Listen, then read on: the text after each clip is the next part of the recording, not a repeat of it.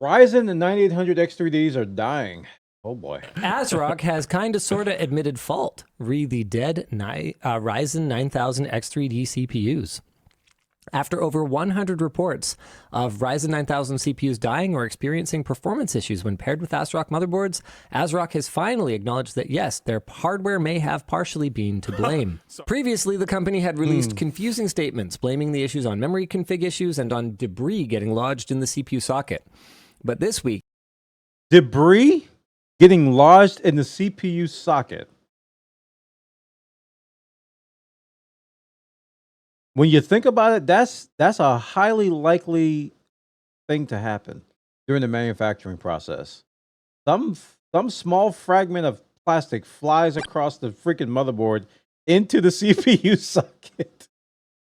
Wow, I'm just thinking about from a manufacturing perspective how likely that is to happen if you don't have the proper quality controls. YouTuber TechYesCity reported that ASRock's motherboard team told him the problem had to do with AMD's Precision Boost Overdrive feature. Without getting too technical, AMD's maximum supported PBO settings may have been too high, allowing ASRock's custom tuning within those parameters to be too aggressive. It's important to note that while the vast majority of dead 9800 X3D cases happened on ASRock boards, some also happened on ASUS MSI and Gigabyte boards as well.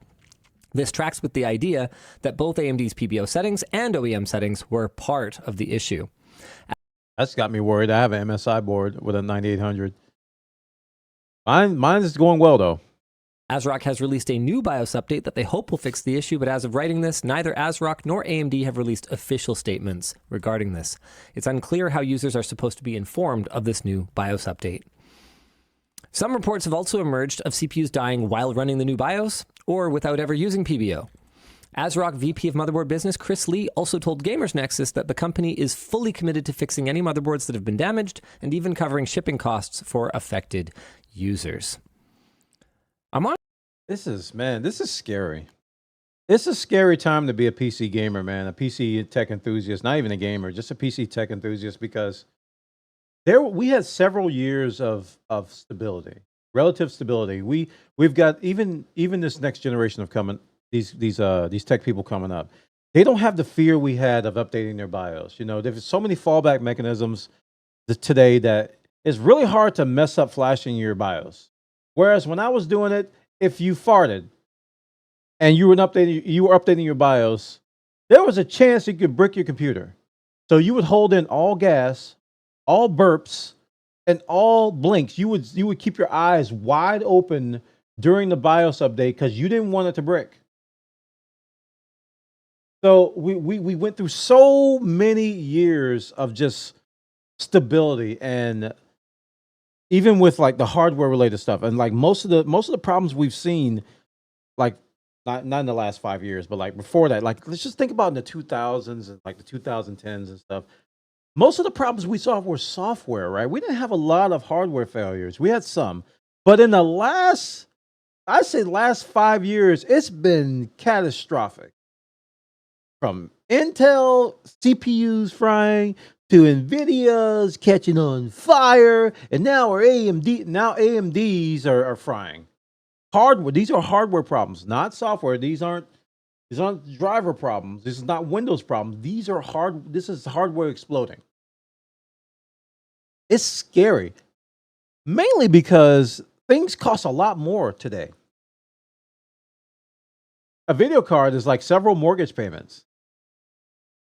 Honestly, a little surprised that they're even covering this, because I think AMD has been pretty explicit that PBO is overclocking and that it isn't covered. To be clear, I'm glad they're covering it, because the way that they message things like PBO tends to vary depending on who they're talking to. You know, like you'll hear them when you talk about, you know, how your product is supposed to compare to the other guy's product when you're reviewing it. They tend to be like, oh yeah, Expo, you know, make sure you got it enabled. Here's a 6400 megatransfer per second kit. It'll probably work on your chip. Let us know if it's not working. You know, they tend to want the best case scenario when they're positioning their product performance-wise against a competitor. But then there's also a tendency, and I'm not singling out AMD here, this is across the board, there's also a tendency to downplay how safe these settings are when it comes to user warranty. So I think it's pretty cool that ASRock is stepping up to the plate and supporting this. I suspect that it comes. That's the bare minimum, though. Let's be clear. That's the bare minimum. They are doing the bare minimum. Don't give them pats on the back for covering all the damage and covering shipping and making sure people's stuff gets replaced. This is the bare minimum that they have to do. If they do anything less than that, then we should be mad at them. Okay, so I'm not going to even go down the road of, oh, kudos to them for honoring people's hardware and taking. No, they should be doing that regardless. That's the bare minimum you do as a vendor. Don't even try that. Comes down to that this is a fairly isolated issue. I mean, if we're talking about like 100 users, there's a lot more 9800 X3Ds out there than 100. So they're probably doing the math and determining that this is something that they can afford to look like good guys and absorb. This is probably a bad batch. I mean, I'm thinking about like somebody not calibrating a certain machine, or somebody, I don't know, having to go to the bathroom doing something on the assembly line, and they come back and like, oh, what happened? Oh, I left the machine on. Oh, it'll be fine.